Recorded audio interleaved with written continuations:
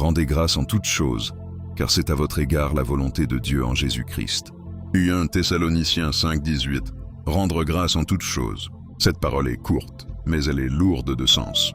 Elle ne dit pas « rendez grâce pour toutes choses », mais en toutes choses. La Bible ne nous demande pas de remercier Dieu pour le mal, la souffrance, l'injustice ou la douleur, mais elle nous appelle à garder un cœur reconnaissant au milieu de toutes les situations. C'est une différence essentielle et pourtant souvent mal comprise. L'apôtre Paul écrit ces paroles à une Église qui connaît l'épreuve, la persécution, l'attente, l'incertitude. Il ne parle pas depuis un confort spirituel, mais depuis une life marquée par les chaînes, les prisons, les coups et les rejets. Et pourtant, au cœur de ces réalités, il affirme que la reconnaissance n'est pas une option secondaire de la foi, mais une expression directe de la volonté de Dieu.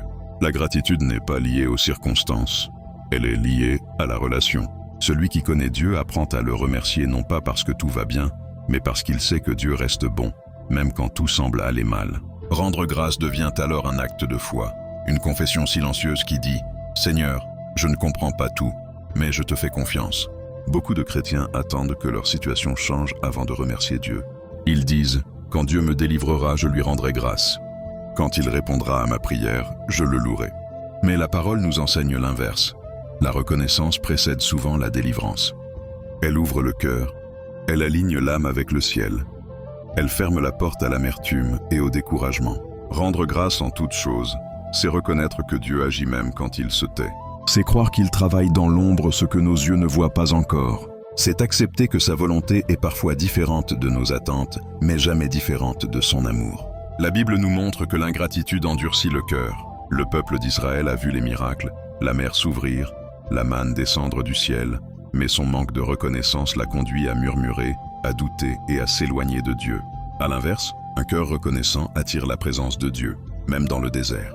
Jésus lui-même a rendu grâce avant de rompre le pain, même quand la foule était affamée et que les ressources semblaient insuffisantes. Avant le miracle, il y a eu la reconnaissance. Avant la multiplication, il y a eu l'action de grâce. Cela nous enseigne que remercier Dieu n'est pas nier le manque, mais proclamer que Dieu est plus grand que le manque. Rendre grâce en toutes choses, c'est aussi une arme spirituelle. Là où l'ennemi veut installer la plainte, la reconnaissance installe la paix. Là où Satan veut nourrir le découragement, l'action de grâce restaure la foi.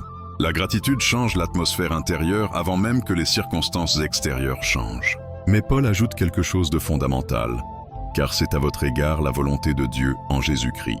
Cela signifie que cette reconnaissance est possible uniquement en Christ. Sans Jésus, remercier Dieu dans la souffrance est presque impossible. Mais en Christ, le croyant sait qu'il est aimé, pardonné, réconcilié, sauvé. Même si tout lui est retiré, Christ lui demeure. Voilà pourquoi l'Évangile est au cœur de cette exhortation. Si tu peux rendre grâce aujourd'hui, ce n'est pas parce que tu es fort, mais parce que Jésus a vaincu pour toi. À la croix, il a porté nos péchés, nos fardeaux, nos condamnations, afin que nous ayons une espérance vivante, même au milieu des tempêtes. Peut-être que tu écoutes ce message avec un cœur lourd. Tu pries, mais tu ne vois pas encore de réponse. Tu traverses une saison de douleur, de perte ou de confusion? Dieu ne te demande pas de faire semblant d'aller bien.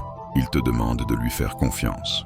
Rendre grâce, c'est déposer son fardeau aux pieds de Jésus et dire « Seigneur, je ne comprends pas, mais je crois. » Et si tu n'as pas encore donné ta vie à Jésus, sache que la vraie reconnaissance commence par la réconciliation avec Dieu.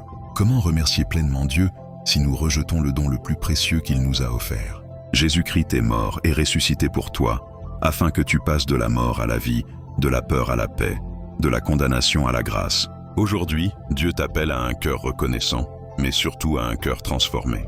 La reconnaissance n'est pas seulement une parole, c'est une attitude de vie qui naît quand Christ règne dans le cœur. Approche-toi de lui, reçois son pardon, et tu découvriras que même dans les moments les plus sombres, il y a toujours une raison de rendre grâce.